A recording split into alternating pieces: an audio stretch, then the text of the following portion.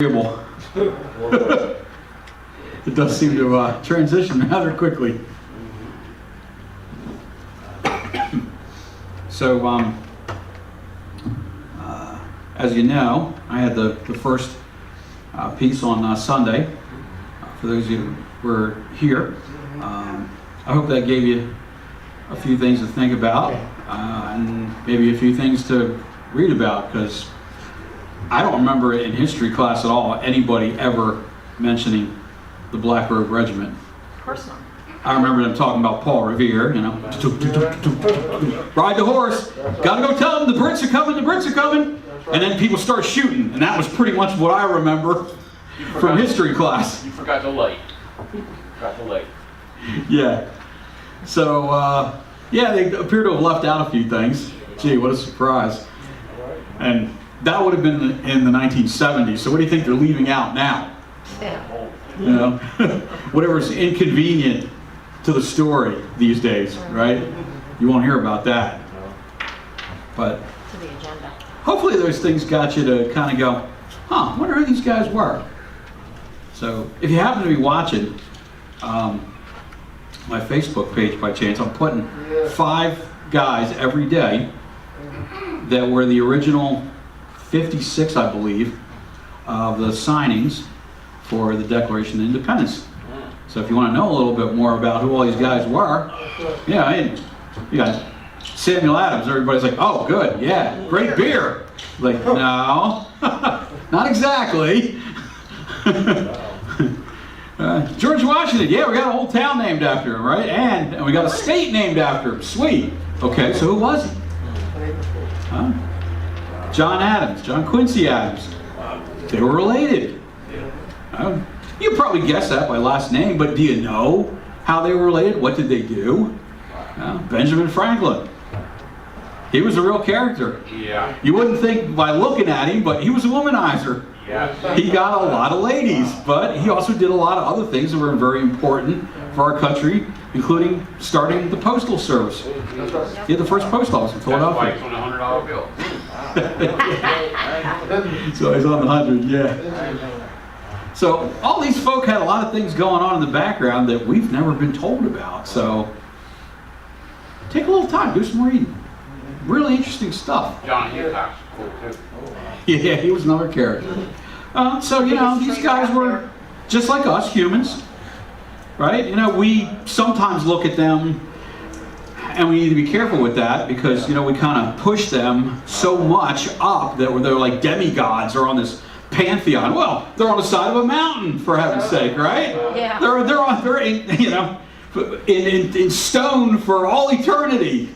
He's, you know, looking all serious down from Mount Rushmore. Don't you misbehave. That's where a true stone face comes from. Exactly. But you start reading about these guys and you realize they're just like us. Yeah. Same problem. Yeah, exactly. Same problems. They were willing probably to put more on the line than a lot of us ever have, or probably ever will. A lot of them lost their fortunes during the war, and a lot of them died, or a lot of them had their families killed. That's right. But they were like us. They had good things that they did, and they had some really bad things they did. Yeah, Thomas Jefferson. Yeah. Tommy liked the ladies too. Yeah, all kinds. All kinds, yeah. Yeah, he's got a lot of relatives. Yeah. Yeah. We'll leave it at that. He's got a lot of relatives. That's what So, like what Pastor was saying on Sunday, unfortunately, I really wasn't much good, so I ducked out. My back was terrible. It was really beating me up. But I did go back and play most of the broadcast, so I could see what he had delivered, what his word was, and that so I wouldn't be completely off book if he wanted to, you know, have me basically continuing on that. So I think he was kind of in that mode there. So he was talking about, you know, like I said, these guys, we think they're like super rock star, and some of them had some really, really bad characteristics. Like I said, a couple of them have relatives everywhere. Lots and lots and lots of relatives. Yeah. Today they would be on CNN all the time. Yeah, they'd probably be world famous. Well, actually, they probably are world famous, at least for the British and the French, anyway. Some of them hated and some of them loved. But that's not that unusual, is it? Because what did Paul tell them when he was giving them the word, and they're like, my gosh, it must be a God speaking. They're starting to worship him. And he said, ho, hey, cut this off right now. I'm a man of like passions as you are. Wasn't that what he told them? Yep. Right?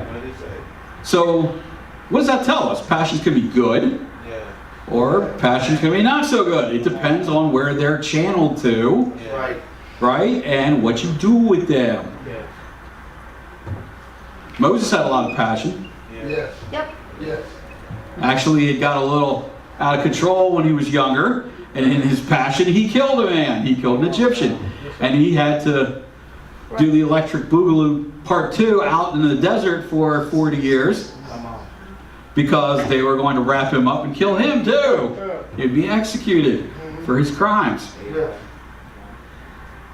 But yet, even after all that time, it took 40 years for God to get the brawler part out of him. Even after all that, what happened? He still smacked a rock, didn't he? Because he got mad. He still had, he's like 90 years old here, right? At this point, somewhere around there, 80 something. Because if he was in Egypt 40 years and he was in the backside of the desert 40 years, pretty simple math, he's got to be at least 80. And yet still he gets mad enough to give it the old whoop, right? Yeah, he was on rock back then. Passion good, passion bad. Let my people go. Oh, now I just smacked the rock of the universe. I beat up Jesus. Okay, so talking about misplaced passion. This is a good one. Genesis 19 and 12. I think you know the beginning of this story. We've heard this one before. Abraham and God are having an argument. And Abraham does push his luck here a little bit. It's a good thing that God is long-suffering, more than us sometimes. Because when Abraham kept getting on his back, he could have just, I've had enough of this, and just smashed him like a bug. I'm done with this argument, pal. But he kept pushing him, didn't he? What did we get to first? Like thousands, then he tied it down to 500, 200. Per adventure I can find 50 good men. Well, how about maybe 35? Maybe I can trim it down to, say, 20? So we know how that argument went, don't we? He kind of won the argument a little bit. It wasn't really a full victory. God said, I'm still going to blow up this city completely. But he said, I'll give you a chance, or I'll give your relatives a chance, really. I'll send them a warning. I'll send angels to them. Tell them, get out, because this is coming.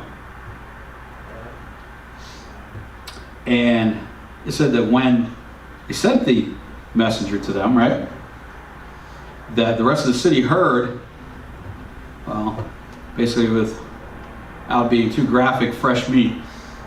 Yeah.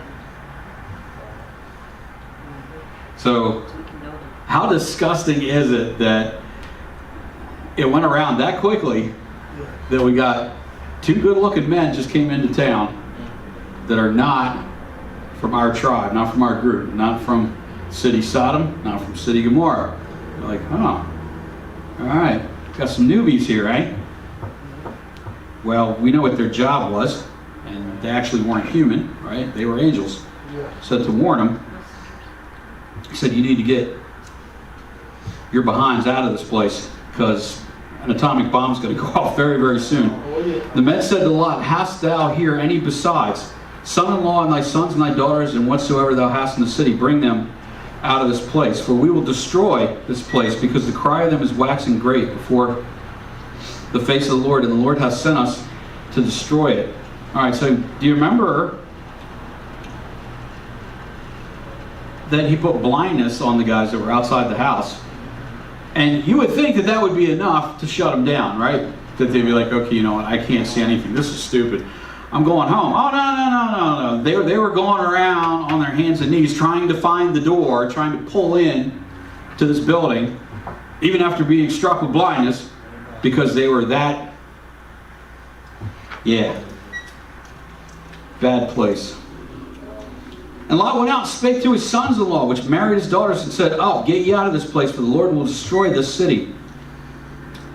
And he seemed as one that mocked unto his sons-in-law. And when the morning arose, the angels hastened Lot, saying, Arise, take thy wife and thy 2 daughters which are here, lest thou be consumed in the iniquity of the city.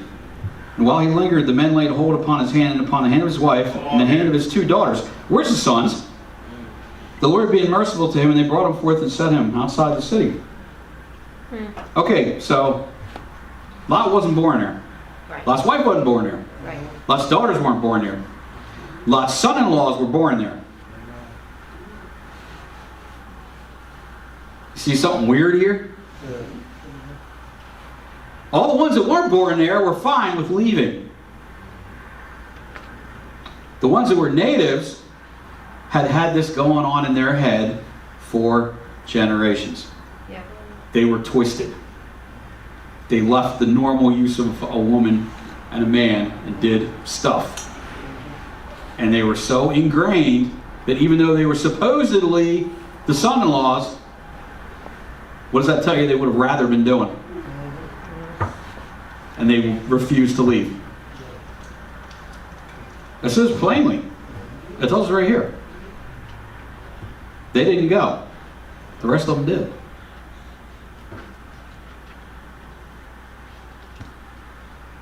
And it came to pass when they had brought them forth abroad that he said, Escape for thy life. Look not behind thee. Neither stay thou in all the plain. Escape to the mountain, lest thou be consumed. And Lot said to them, Oh, not so, my Lord. Behold, now thy servant hath found grace in thy sight, and thou hast magnified thy mercy, which thou hast showed to me in saving my life, and I cannot escape to the mountain, lest some evil take me, and I die. I don't know if he's not getting the picture here. If somebody told me that a nuclear warhead was going to go off, is there anything in a mountain that's going to be scarier than that? I'll take bears over an atomic blast any day of the week. I mean, we know that it wasn't actually an atomic bomb, but it had the same effect. Yeah. Right? So what's going to be scarier? Some stupid mountain lion or some stupid bear that you can, probably beat? I mean, David whooped up one with his bare hands. And he was a scrawny little idiot, right? He wasn't a big guy. He was a little doofy dude. I'd be much more worried about what was going on behind me, and yet he's still making excuses. Well, I'll just get far enough away.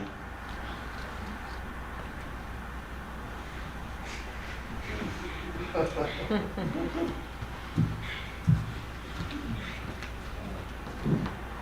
that far enough? The blast radius stops right here, right?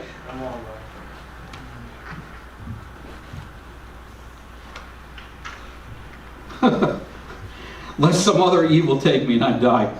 Behold, now this city is near to flee unto, and it's a little one. Oh, let me escape thither. Is it not a little one? And my soul shall live. He said to him, See, I have accepted thee concerning this thing also, that I will not overthrow this city for the which thou hast spoken. Haste thee, escape thither, for I cannot do anything till thou be come hither. Therefore the name of the city was Zoar. The sun was risen upon the earth, and Lot entered Zoar. The Lord rained upon Sodom and upon Gomorrah brimstone and fire from the Lord out of heaven. And he overthrew the cities and all the plain and all the inhabitants of the cities and that which grew upon the ground. He did such a completely thorough job that there's still argument over where these cities ever were, or whether they're just a fiction. Did they ever actually exist at all? But if you look at what he's saying here, that's not hard to believe. Not hard to believe at all.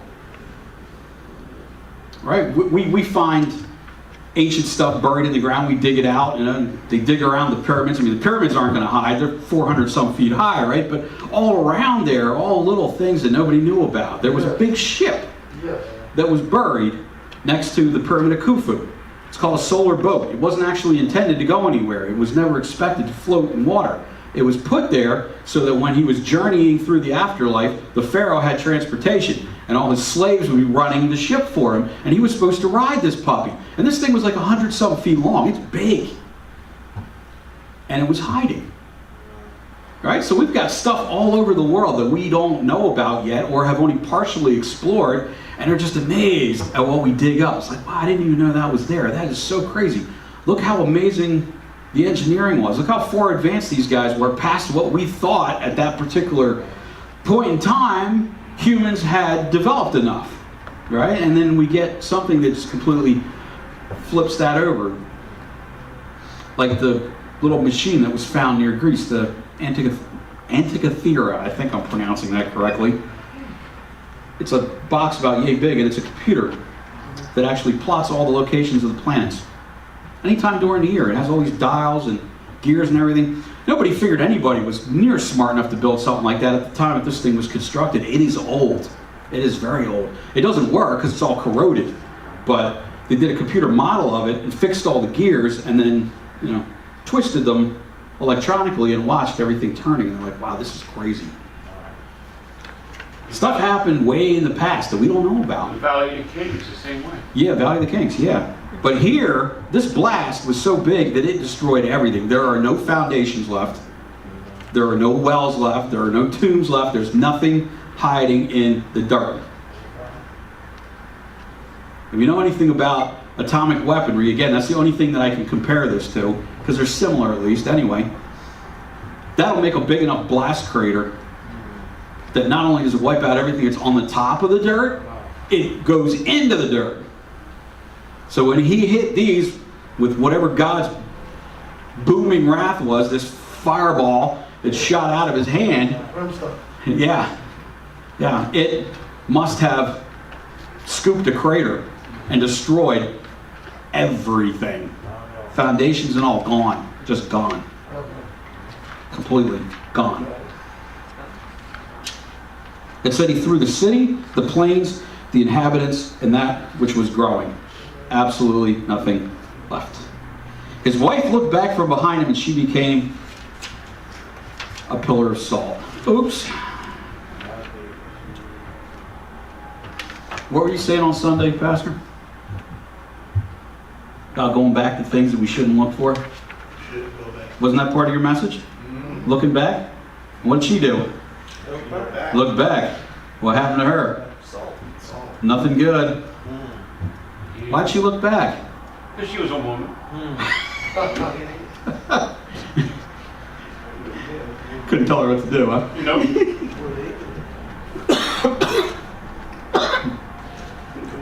There were more men getting judged by God than women. True. She wanted a Gucci bag. I think that she got used to the sweet life of Zach and Cody. She didn't want to go. Yep. They were there for a while. And he's like, well, we can just go a little ways. Right? Even he was arguing, wasn't he? He didn't fully get on board at the beginning, right? When he was saying, hey, look, this is just going to be a complete. Go, bro. What you got? Her heart was still there. Exactly.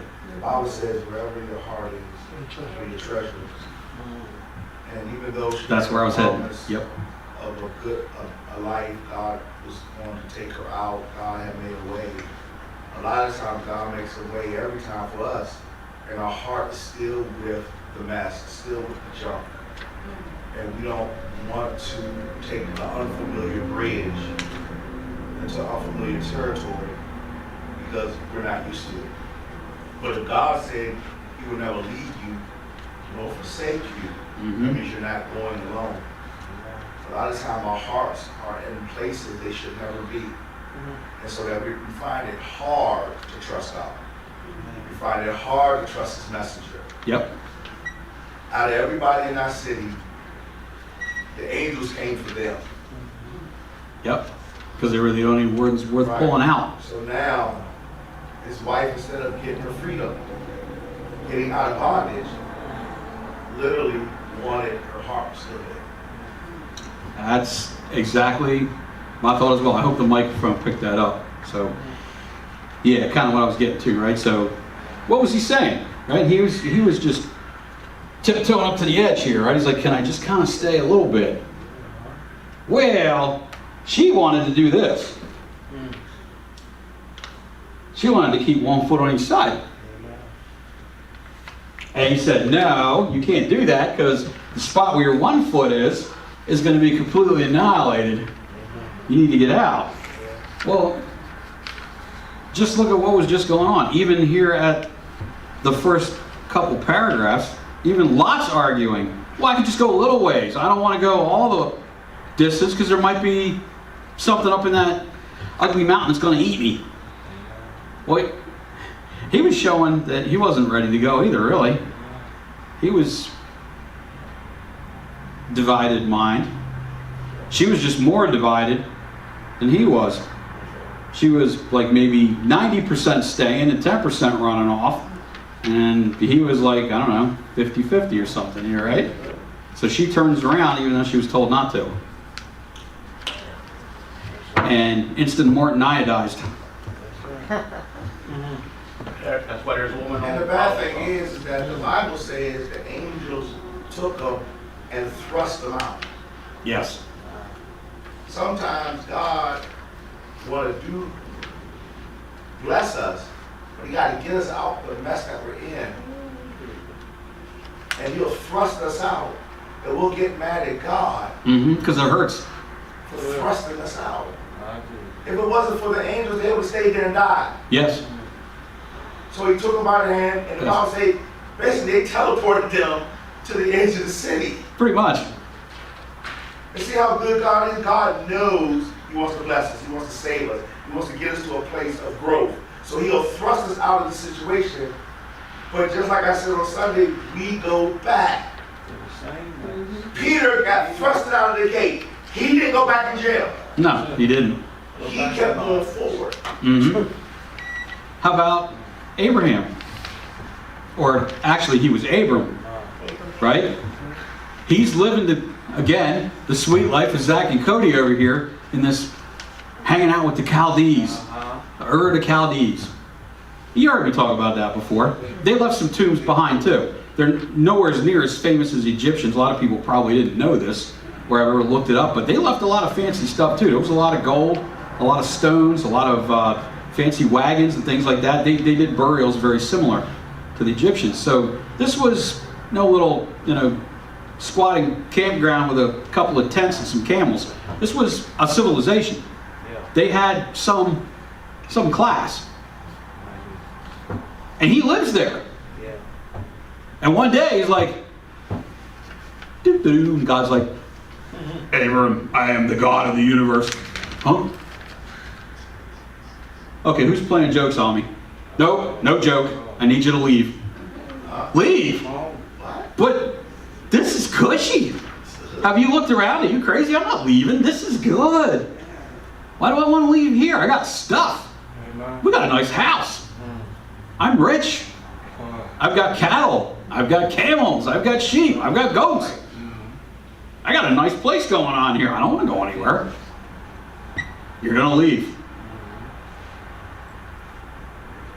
Why? Because I'm going to give you a child. I'm 100. In case you haven't noticed, the old lady's 90. This is going to be a tough sell. Abram, get yourself up and go. Where am I going? I'll show you along the way, and I'll tell you when to stop. Okay. He didn't look back. He didn't go, wow, I really miss Ur. It was a good place. It was cool. hanging with the Chaldees was fun. Had a lot of stuff. We had culture. We had movies. Nah, I didn't have movies, but they probably had plays. He never went back. But what all did he get later on? Just what Pastor was saying a minute ago. He thrust him out, threw him. If he had to, he probably would have grabbed him by the back of the shirt and, gave him a bar heave, Like when the bouncer says it's time to go, and you're like, no, I'm not leaving yet. I need another beer. And then the bouncer's like, no, it's time to go. And he's 400 pounds and all muscle. You're leaving. Whether you want to or not, you're leaving. You're probably going to land in the alley face first, but you're leaving. God can do that. He can be the 400-pound bouncer when he needs to, but he tries to avoid that because he likes to be nice. He's a gentleman when he can. But then sometimes we get ourselves into situations too. New Testament, Acts 15 and 2.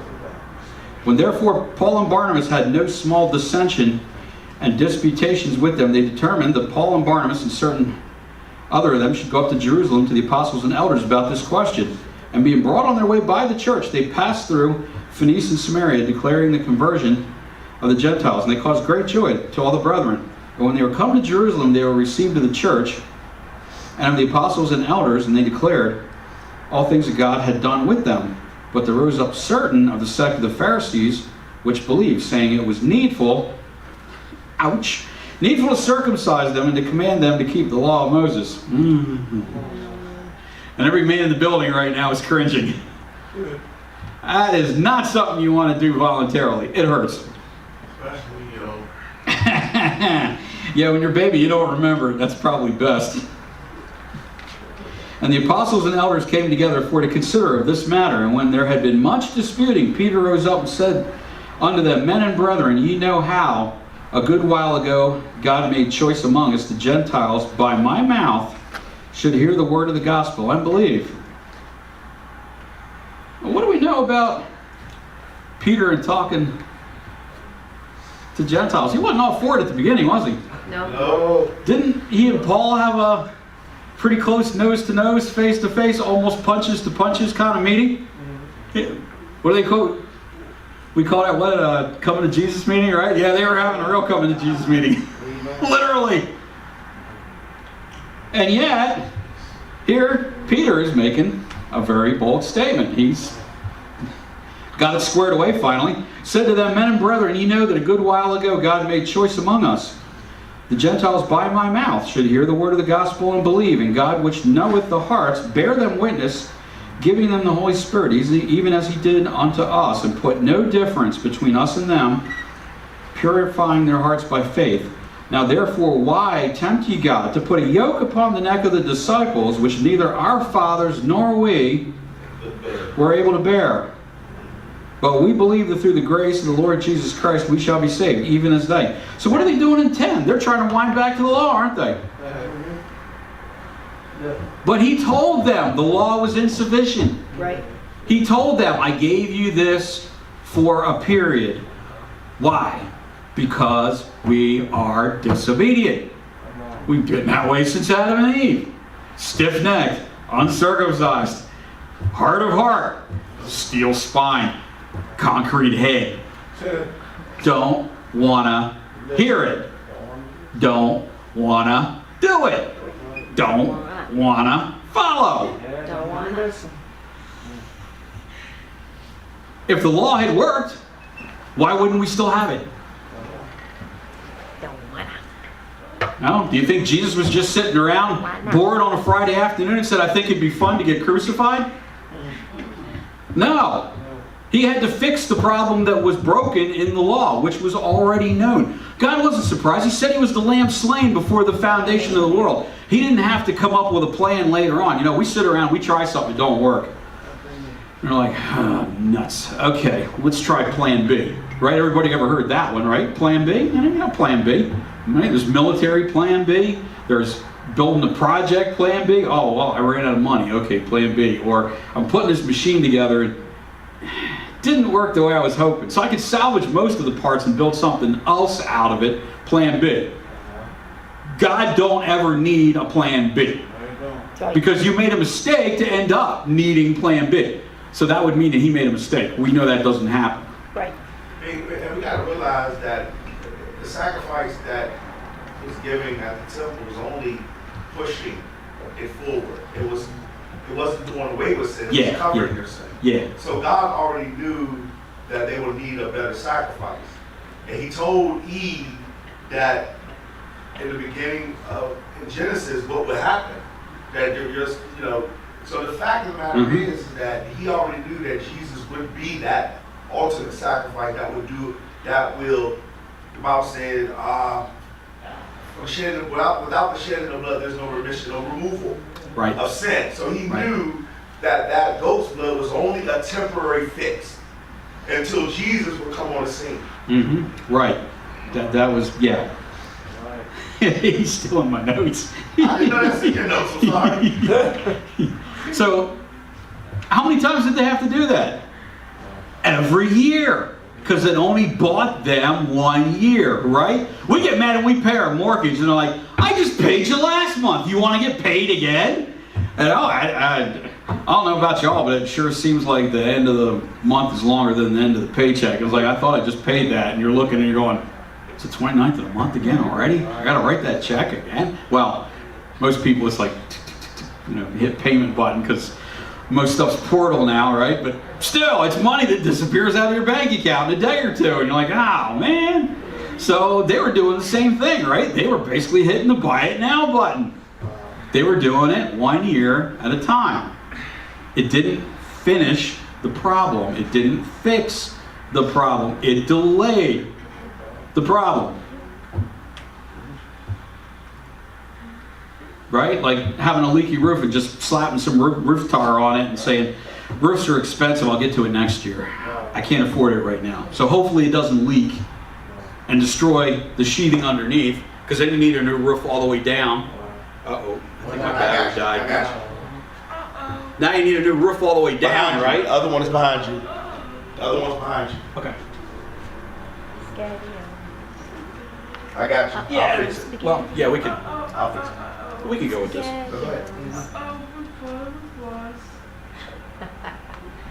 Right. So oh, wow. Okay. So you're hoping that the water don't get through the shingles, because then the wood underneath's going to rot, right? And then you got a much more expensive problem. Right. That's all they were doing. Right? They were putting a Band-Aid on a bullet hole. They were patching it, pushing it forward a year, and then having to deal with it again. So they had to go every year and bring their sacrifices. And it wasn't if you just didn't feel like it. It had to be every year for thousands of years. This went on. Praise the Lord. And the beautiful thing about it is that when Jesus died once and for all, Yes. the sins of the entire world and all the saints that were in paradise were looking for Jesus. And he was able to eradicate sin, past, present, and future. So, it was really spectacular. On that cross, all the sin was poured on him. Yep. The sun couldn't shine because all of that sin Yep. was poured on him. Beautiful, beautiful. Y'all ain't never gonna let me get through my notes here. Oh, no, Yes, Elder is absolutely right. He's correct. So, think about that one, right? Okay, so they're pushing it off every year. Just like I said, you got leaky shingles here, right? You're hoping that the problem don't get worse. But the sacrifice they were doing was only for them, right? That's right. It didn't fix the people that were already dead. It didn't fix the people that were going to be born afterwards. But Jesus only had to die once for all that period of time for people that had never yet even been thought about. Right. I know your hand was getting heavy. No, it's good. It's good. It's all right. All right, so You think about that, my relatives weren't even thought about at the time that he was on a cross. But Jesus thought that. Right? You know, they were still throwing spears and rocks at each other in Great Britain back then. You know, they were Bronze Age. Yeah. Not most likely the place you want to hang out. You know, not the best health care, and you know, the retirement plan was pretty crappy. There wasn't a whole lot of civilization. But he took all of that for us, and it's still in effect today. And will be tomorrow, will be next year, will be next decade, You don't know that. will be next century, You don't know that. until he says it's finished. We don't know when that day is going to be, but he is coming back. Amen. But before that, it continues unbroken. It's not a year hiatus. We don't have to travel to Jerusalem every year to make a sacrifice. Thank God, that'd be an expensive flight. And could you imagine the group of PETA that would have been outside of there? Save the cows. They would have been going monkey bonkers over that one, right? How many 100,000 sheep were getting slaughtered? How many bulls were getting their heads cut off and sliced open for all of these atonements? Wouldn't be popular these days, would it? It was a nasty sight. Yeah, it was. Perhaps it was a nasty sight. Yeah, you bet it was. It probably stunk to high heaven. I can't imagine how Burning flesh. disgusting the odor probably was. And you're talking about tens, hundreds of thousands of slaughtered animals all in a confined area, being cut, being bled out, being burned. It's gross. It's really gross. But that was what God said he had to have to cut his wrath for another year. To push it back, that the judgment didn't fall just that very day. Until one man's blood could pay for it all.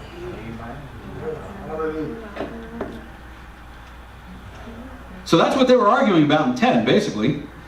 What we just spent 20 minutes looping around. We believe that through the grace of the Lord Jesus Christ we shall be saved, even as they. Then all the multitude kept silence and gave audience to Barnabas and Paul, declaring what miracles and wonders God had wrought among the Gentiles by them. They didn't go back. All right, so if we jump one chapter forward and we go up to chapter 16, well, we find something that's kind of familiar. Oh, gee. Paul's in prison again. Sometimes it feels like he spent more time in prison than he did out, huh? Frequent flyer miles. Yeah. Frequent lockup miles, yeah. Yeah. But the thing is, even in all that, he never gave up. Yeah, he had his MasterCard there, you know, it's like I never leave prison without it. He's getting his frequent beating miles, yeah. And at night, at midnight, Paul and Silas prayed. We've gone through this many times, right? Sang praises to God, and the prisoners heard them. And suddenly there was a great earthquake, so the foundations of the prison were shaken. Immediately, all the doors were opened, and everyone's bands were loosed. And the keeper of the prison, waking out of his sleep and seeing the prison doors open, drew out a sword and would have killed himself, supposing the prisoners had been fled. Okay, so we're talking about not going back to things. Well, what if they hadn't fled?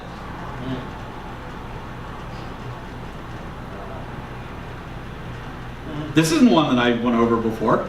What if they didn't run? Wouldn't he just put them back in there and lock them up again? I mean, what would be the chance in the jailer's mind, right, that I'm going to get 2 earthquakes in a row? One was weird enough, right? Well, of course, we know that this was not a natural earthquake because the place didn't collapse and kill everybody, which it could have because they were underground. That's a lot of stone hanging over your head, Yeah. but it was a very selective earthquake. It only busted things that needed breaking. Did I just die again? Yep. Yes, sir. Wow, again? You know, killing these things, man. I'm telling you. Oh yeah, wow. Where'd you get that battery from? I don't know. It's in my Is house. that a Chinese special? All of them were supposed to be charged. Okay. I think we'll just let this one sit for now. We'll just go on. We're going to spend all night changing batteries. Somebody doesn't want this message delivered. Sorry. I must be rattling a few cages in hell. Get it done. Might be. Somebody doesn't want this message delivered. Might be. So like I was saying, you know, usually the natural earthquakes bust stuff, don't they? Things collapse, right? Buildings fall down, Yeah. big holes open up in the ground, roads, like that one in California, what, they were playing a World Series that day, right? I think, that double-deckered traffic thing that they had out there. Is that 1989? That was a long time ago. When it Yeah. fell. Yep. Yeah, and it was a double layered road there, and the one on top just pancaked right onto the one underneath of it. Yeah, that cut people out. And a lot of people died because their cars got crushed. And like Deacon was saying, some of them thankfully lived, and they had to cut them loose. So they had to bust concrete, cut cars into pieces, and yank them out. And some of them were rescued, which was good, right? But so that's the kind of destruction that we expect to see. But this wasn't destruction. The roof didn't collapse. Big chunks of stone didn't come hurling down and kill people. Just all the doors happened to pop open. Amen. And all of their steel contraptions that were locking them up popped loose. Yeah. But yet, other than that, the building wasn't destroyed. But all the lights went out. Yeah. And we know the lights went out because the jailer said that he called for a light and came running. Right, so if the lights didn't go out, then why would he need to call for another light? Yeah. Paul cried with a loud voice, saying, "Do thyself no harm, for we are all here." He called for a light, sprang in, and came trembling, and fell down before Paul and Silas, and brought them out and said, "Sirs, what must I do to be saved?"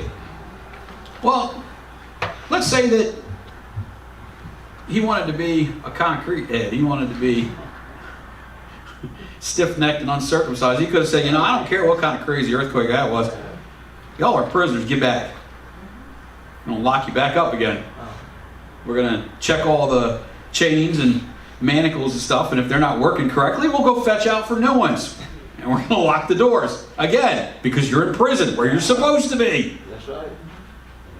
He could have done that, couldn't he? Yeah. It was within his legal right, was it not? He was the head of the jail. That was his job. He was given that by, whoever above, until you get to Caesar in Rome.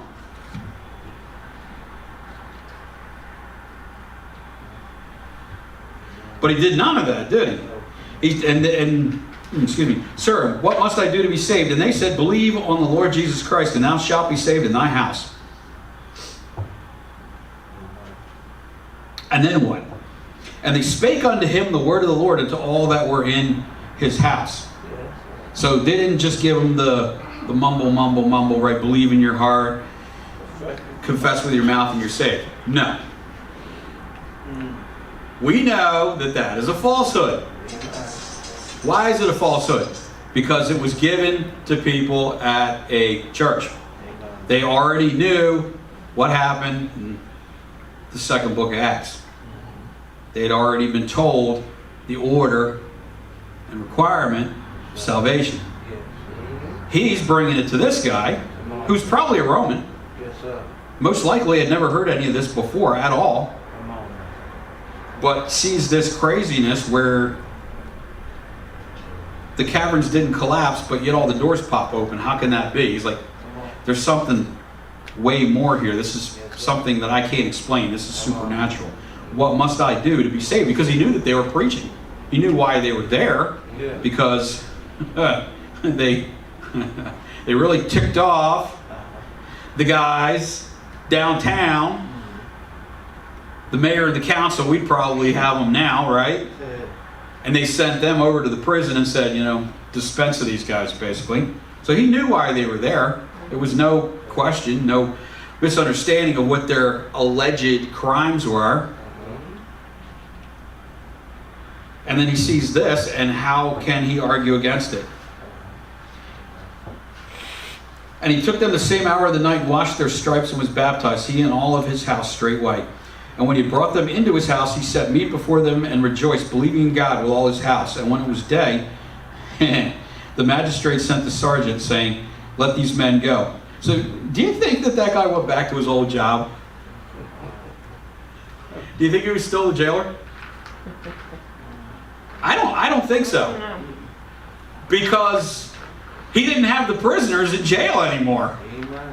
So he should have been executed for messing up big time on his job. So I don't know if he took off and ran, got out of the city, or he got a pardon of some sort. But I don't believe that he went back to his old position after having, whatever you'd want to call it, an eye-opening, life-altering experience like that one.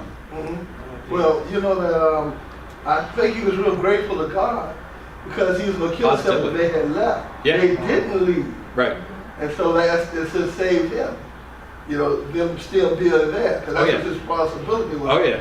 And also by him becoming a Christian, it's an opportunity to spread the word again. His family got saved, and maybe other Romans got saved too, something like that. So probably so. It could have been, a saved soldier for the Lord. Probably so. It's another thing with that way. Mm-hmm. So, and when the morning was come, when it was finally day, the magistrate sent the sergeants over, saying, let these men go. And the keeper of the prison told this, saying to Paul, the magistrates have sent to let you go. Now therefore depart and go in peace. Now Paul had a choice here too, didn't he? Paul said unto them, they have beaten us openly, uncondemned being Romans, and have cast us into prison.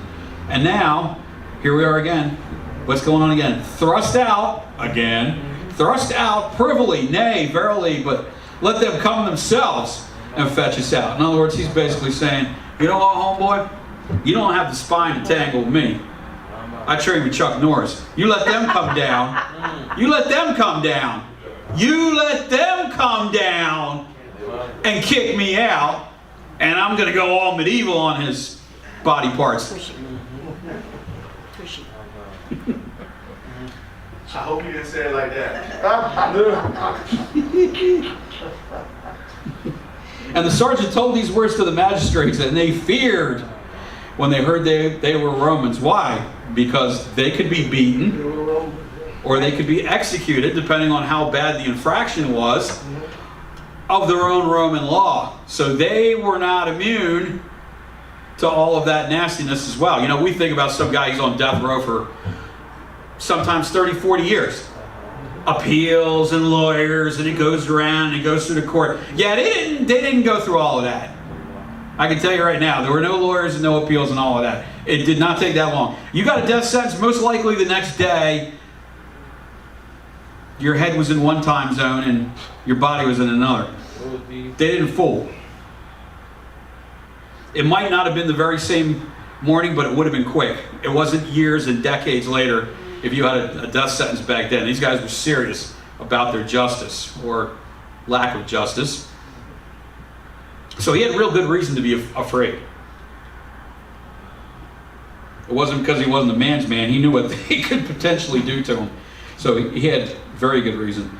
And they came and besought them and brought them out and desired them to depart out of the city. Now they're begging.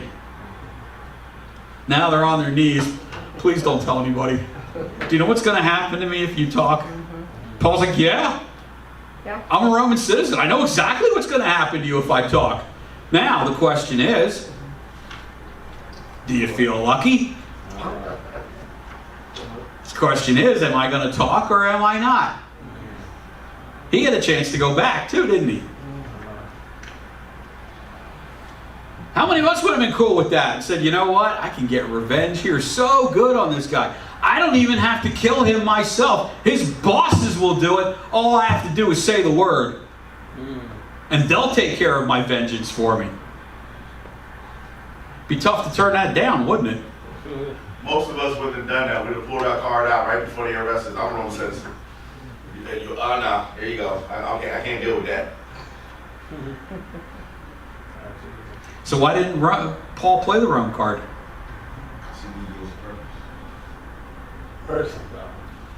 Paul didn't play the Rome card because if he did that, where would the jailer be? Still in the six. Mm-hmm. All the other prisoners would still be locked up. Yeah. The jailer would still be being the jailer, whether he was a nice guy or whether he was extremely brutal. We don't know. As long as the prisoners stayed where they were, they really didn't care how bad the jail was. And it wasn't club fed. They weren't worried about air conditioning and 3 squares a day. You were locked up, you were locked up. If you died in captivity, oh well. They probably had a big pit somewhere or just an even deeper place in those tunnels, and they just tossed the bodies in there and, let the rats and everything else take care of the problems. Things were, we're pretty soft. People cry about how tough it is in jail. Oh, that's a cruel and unusual punishment. Yeah. Go back and take a look at what cruel and unusual punishment looked like a couple thousand years ago. Come back and tell me how it is. Let the punishment stops. Yeah. Iron Maiden. Stretch them on a rack. And they went out of the prison and entered into the house of Lydia, and when they had seen the brethren, they comforted them and departed. So not only did Paul not play his Roman card before he went in, but he didn't even play it when he went out, which he would have been within his right to do. And he granted mercy. He granted a lot of mercy. Jesus went to the Mount of Olives, and early in the morning he came again into the temple, and all the people came unto him, and he sat down and taught them. And the scribes and Pharisees brought unto him a woman taken in adultery. When they had set her in the midst, they said unto him, Master, this woman was taken in adultery in the very act. Well, unless she was doing something weird to herself, where's the guy? Right. Set up. Why wasn't he arrested too? Shouldn't he have been? This man was taken in the midst of adultery? Huh. Got a pass on that one, didn't he? Now, Moses in the law commanded us that such should be stoned. But what sayest thou? So, how about maybe, is it theoretically possible that one of the guys that was standing there accusing was the one that was there? Or he had very powerful friends? I mean, without going too political, we know there are a lot of people that are in political places that should be in prison, but have a lot of friends that are not Right. because of that reason. Right.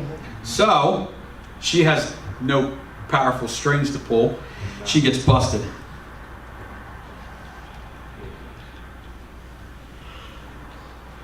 Moses in the law commanded she should be put to death, right? Stoned. What sayest thou? This they said, tempting him, that they might have to accuse him. He stooped down with his finger, wrote on the ground, as though he heard nothing. He heard them not. When they continued to ask him, he lifted up himself and said unto them, He that is without sin among you, let him first cast a stone at her. I know I told you all before what I think my personal theory is. I think he was writing the names of the guilty in the dirt with his finger. I mean, is he not going to know who was visiting Debbie Dallas? Yes. Right? If he knows everything in the universe, he's going to know who's in somebody's bed that shouldn't be. So I think he's basically opening up the black book here, and with his finger scrolling down the guilty. It doesn't say that any of them ever bothered to stop and take a look at what he was writing, maybe because they were terrified that it would make sense what he was writing, and they didn't want it revealed.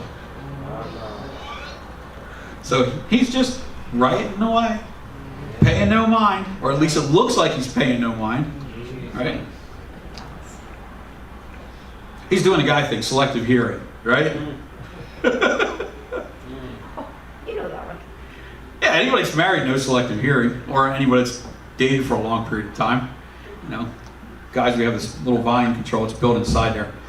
All right, we can hear the announcer. Oh, Dale Earnhardt crossed the finish line first. You're like, yes! And the wife's like, can you take out the trash? What? I know. It's a digital filter. You hear what you want, and what you don't want to hear, you don't hear at all. So he was playing digital filter over here, wasn't he? They're trying to trap him into saying something because he's like, well, it's against the law. We should kill her. How many times did they try to pull that play before? They tried to get him tangled into a web, right? I mean, we know that this was multiple occasions that these clowns just didn't get the idea that he was a billion times smarter than them and they were never going to get away with it. They just kept coming back for more. It's like, maybe next time we can trick this guy. He's pretty smart, but I think we can get him. One of these times, he's going to fall over his shoelaces and we're going to get him and he's going to look stupid. No.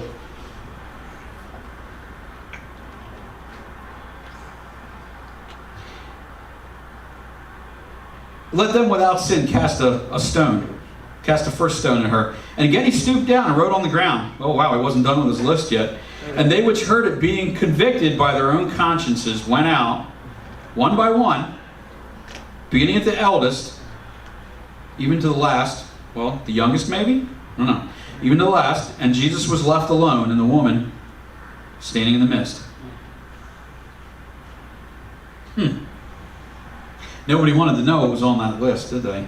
When Jesus had lifted up himself and saw none but the woman, he said to her, Woman, where are thy accusers?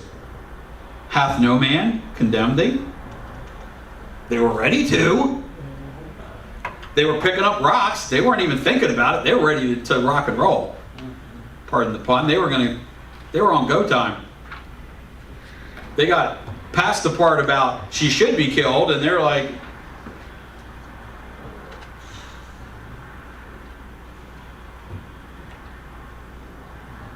if they weren't, then why would he have told them about the stones? They must have had nice big rocks in their hands already, ready to go. They were set, like what they did to Stephen. Well, what they did to Paul, but he didn't die. He was stoned once too.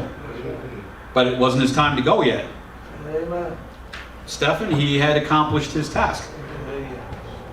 He says he opened his eye and he looked up and he said, I see the Son of Man on the right hand of God. And they're like, ah! They're plugging their ears and screaming and tearing their clothing. Blasphemy, blasphemy, kill him! Well, it was his time, so they killed him. Paul was stoned and lived. John was boiled in oil and lived. Woman, where are thy accusers? Hath no man condemned thee? She said, No man, Lord. And Jesus said to her, Neither do I condemn thee. But there's a big conjunction there. Conjunction, is it? Right? Junction. Yeah. What's your function? Right. Yeah. Locomotives and cars, right? The younger ones are probably going, I have no idea what he's talking about. He's completely lost his mind. You would have had to see cartoons in the early 1970s. They used to teach you little things about English language rules by cartoons. Conjunction, junction. Neither do I condemn thee, but go, sin no more. Again, she has a choice about where she's going and what she's doing. Again, what was Pastor saying about turning around? Well, she could have kept going with what she was doing, right? I mean, I'm assuming she made pretty good money at it. People say that's the world's oldest profession. I actually thought it was farming. So maybe it's the world's second oldest profession, but either way, apparently if you're attractive and good at your job, I'll leave it at that, you can make a ton of money. Sometimes a lot more than you can make legitimately, from what I hear. So now her entire livelihood's blown up. But was she mad about that?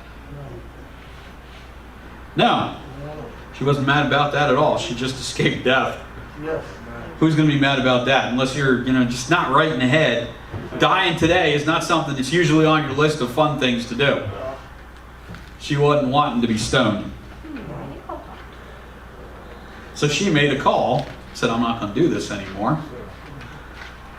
It doesn't say here who she was, does it?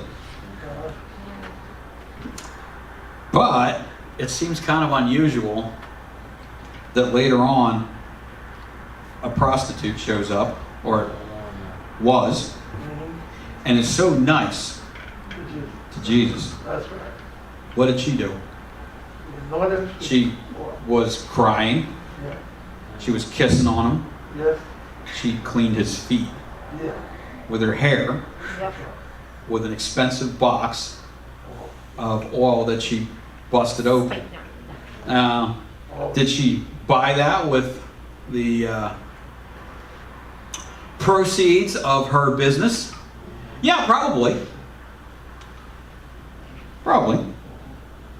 And, that probably would have been another example that the guys that wanted to throw rocks literally and figuratively would have said, okay, look, master, you're telling us you know what's up with this deal, right? You know that she's a... and you also know that stuff she's putting all over your feet, she paid for with as well. Uh-huh. I know.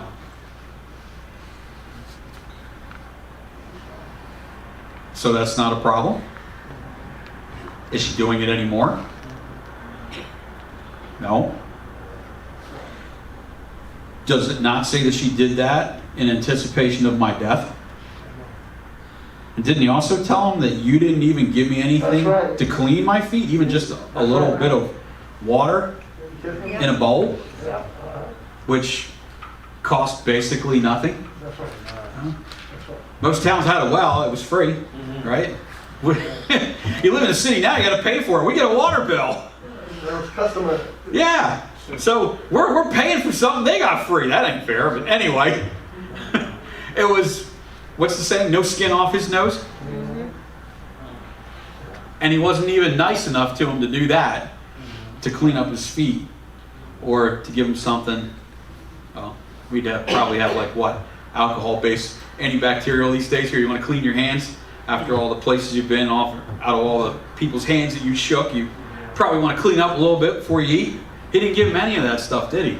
It said when he got there, he sat down and he was waiting, and here comes this woman, and just basically busts in and starts going and doing what she was doing. And they're all looking at him like, dude, you gonna do something about this? Do you know who this woman is? Do you know what she does? I'm thinking that it was the same person. It would make sense. Makes sense. It follows logically. But even if it weren't, if these are two different prostitutes, does it change the story? Not in the least. Not in the least. The one was caught. She was sentenced to death. And at 11:59, the governor put a stamp on it and said, death sentence suspended. And she was let go. But he said, don't do it again. The other woman comes in, still having that rep. Like I said, it might have been the same person, maybe not. But what did she do? Did she do anything wrong? Did she say to any of those other men, we'll go in the back alley, I'll make you feel good? She did nothing like that at all. They probably already went to the back alley with her, that's why they knew who she was. Sometime in the past, probably yes. Yeah. Probably so. Yeah, it's kind of funny that they were totally keyed in on what her profession was, huh? They didn't have to guess. How would you come about that knowledge? Interesting question, Pastor asks. Interesting question indeed. So regardless of whether it was her or not, outcome was still the same. She did something for him, and this guy that was supposed to be rich and fancy and was supposed to know all of the protocols for visitors, important visitors. I mean, kind of don't get too much more important than having the God of the universe come to your house for dinner, huh? That's right. That's pretty big. Awesome. That's pretty big. Awesome. And he really did nothing. And she did as much as she could, pretty much everything. So look at the relative value that the one put and the other put. What was Pastor talking about on Sunday? Do we value our job? Do we value the things Jesus has given for us to do, which is probably going to hurt. It's probably going to be inconvenient. It's going to cut into things that you think you want to do. It's going to take your time. It's going to take your money. You might be used and abused by less honest people who think that you're a dupe. Let's be honest, some of us have been there, haven't we? When we help somebody out and they stab us in the back. Yeah. Yeah, I see a lot of heads bobbing. Yeah. I don't know if the camera's seeing them all, but uh-huh. You were gonna Oh yeah, add? I was gonna say that what was beautiful about also what she did, he said wherever the gospel was preached, and we talked about what she did for him. And also this humanity, always ready to throw a stone at somebody. Knowing that we also are sinners. I mean, are sinners, you know. Yeah. And you know what I mean? And they were ready to throw a stone at her, you know, ready to condemn her against this other woman, or the same woman. Mm-hmm. You know, ready to condemn. Mm-hmm. It could have been, you know, given to the poor and all that stuff like that, you know what I mean? Yeah, Judas in the bag, yeah. You know, Yeah. and so ready to stone, that's humanity. But Jesus, he did it so beautifully, you know, he was outstanding. He the first to come. And they couldn't, all of us have done something. Yeah, no, All of us. I hope the mic picked that up. Elder's got a couple really good points there. I mean, you also have to wonder, you know, if the guy that was the master of the house had ever had a visitation with this particular woman. You don't know who had been Ready to throw a in and out of her front door or back door. And here they're all going, do you know what kind of woman this is? And he's like, yeah, and I think most of you do too. Yeah, right.